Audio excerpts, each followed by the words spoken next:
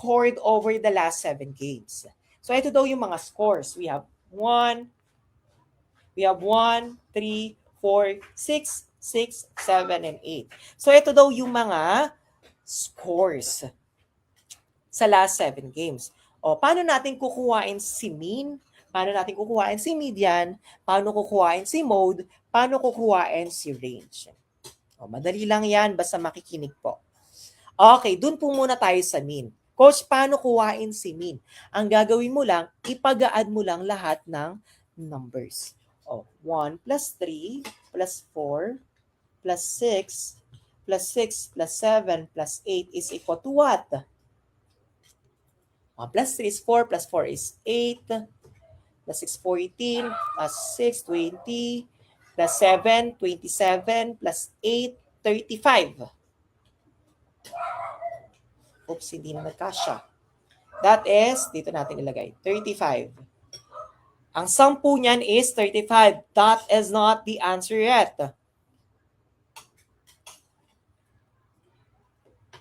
Okay, so again, 1 plus 3 plus 4 plus 6 plus 6 plus 7 plus 8 is 35. Hindi pa yun yung mean. So after mong makuha yung sum or after mong matotal lahat ng number, i-divide mo sa kung ilan ba yung inad mo. 1, 2, 3, 4, 5, 6, 7. 7. So 35 divided by 7, that is 5. So the answer is 5. So the mean of the given numbers is 5. O, ulitin ni Coach. Ulitin ko ha, doon sa mga gustong ulitin. Okay, Coach, kuhanin natin si 5. So, ang gagawin mo, ipag-add mo lang po lahat yan. So, 1 plus 3, that is 4. Plus 4 plus 8. Plus 4, that is equal to 8. Plus 6, that is 14. Plus 6, that is 20. Plus 7, 27. Plus 8, that is 35. Oh, that is not the mean yet. I-divide mo sa kung ilan yung pinag-add mo. 1, 2, 3, 4, 5, 6, 7. 35 divided by 7, that is equal to 5. So that is equal to 5. That is how you get the mean. Ganun lang kadali, di ba? Proceed naman tayo sa median.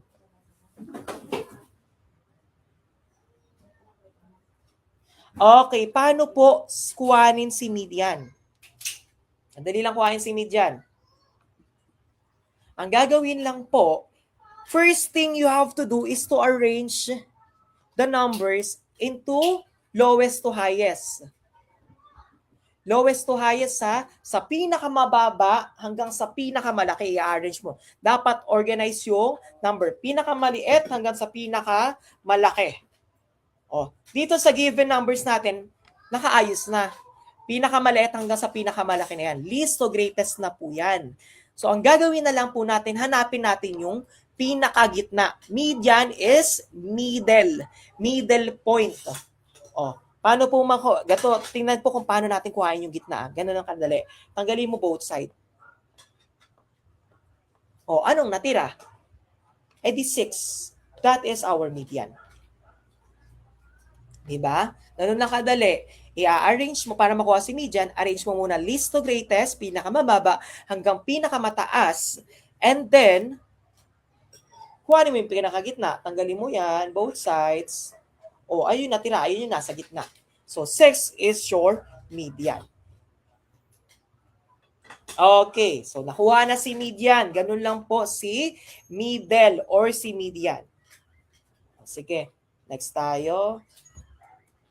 Okay, sa most common or mode. Kapag sinabing mode, siya yung pinakamaraming numbers doon sa given numbers. Dyan sa given numbers, ano yung pinakamarami? Ano yung umuulit na numbers? We have 6 and 6. So, ayun si mode. Kasi siya yung naulit. Ganun lang kadali. Next. Sa range po natin. Sa range, ang gagawin lang po dyan, hanapin mo yung pinakamalaking numbers. Ito yung pinakamalaki. siya si largest, 8. Isusubtract mo siya sa pinakamaliit na number. Ano yung pinakamaliit? 1. So, 8 minus 1 is equal to 7. Ganon. Clear? So, ganyan po kuhain si mean, si median, si mode, tsaka si range. So again, si mean, get the average. All you have to do is to add. Add all the numbers or the given numbers and then divide it on the number. Kung ilan yung number. Quantity number of the given. O, sa median naman, ang gagawin mo, all you have to do is arrange the given number into least to greatest and then after that, get the middle point. O sa mode, ang titingnan mo lang, na-arrange mo naman na, hanapin mo yung pinakamaraming numbers o yung umuulit na numbers. O sa range, ang gagawin mo, largest minus the smallest. Paano po pag walang repeat na mode? Hindi po magbibigay kapag hinanap ang mode, ang mangyayari po dyan, may mauulit at mauulit ng number. The best question that you may ask po is, paano kapag dalawa yung naulit? Right, for example, may 8 ulit. Ano magiging sagot ninyo? 6 and 8. Ganon. Kunyari, coach, dalawa yung 6, dalawa rin yung 8. So, dalawa yung naulit. E di magiging sagot, 6 and 8. Coach, paano may 6 ulit? tatlong 6, di 6 lang ang sagot. Ang titingnan nyo lang yung pinakamarami. Pero kunyari, dalawa yung mga naulit, pero same sila na quantity na umulit. Ganun, dalawa yung magiging sagot. Okay. Paano po pag dalawa yung mean? Isa lang po ang magiging mean. Kasi ang mean, ina-add po natin lahat, tapos sinidivide sa kung ilan yung number na in-add natin.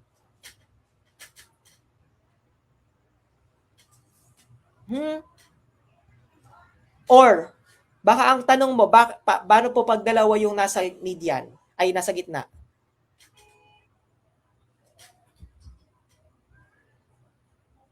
Ayon, si Ma'am Jasmine. Ayun yung question ni Ma'am Jasmine. Paano po kapag dalawa, even numbers yung given? Very good question. Sige. Like for example, may 5 dito. Turin ko lang to. Okay. Sige. Dito na tayo magsulat. 1, 3, 4, 5, 6, 7, and 8. O, even na 1, 2, 3, 4, 5, 6, 7, 8. O, even numbers na yung given natin. O, tanggalin mo yung magkabilang dulo. O, tinatanggal natin. Ano yung natira? Dalawa. 5 and 6 yung middle point natin. Ang gagawin po, ipag-add mo yung dalawa. 5 plus 6, 11. O, i-divide mo sa 2. Ulit, ilagay natin dito. 5 plus 6 is 11. I-divide mo sa 2. Bakit to dinivide sa 2, coach? Kasi nga po, dalawa yung pinag-add mo. 11 divided by 2, that is 5.5. So, the median is 5.5. Yun. Very good, Sir John Basco. The answer is 5.5. Ayan po yung answer sa question ninyo. Nagets na si mean, median, mode, and range. So, let's proceed doon sa actual question. Okay. These are the actual question na nakuha din namin sa mga previous students namin. Actually, pag actual question, ayan, check na lang natin. You're welcome, Jasmine.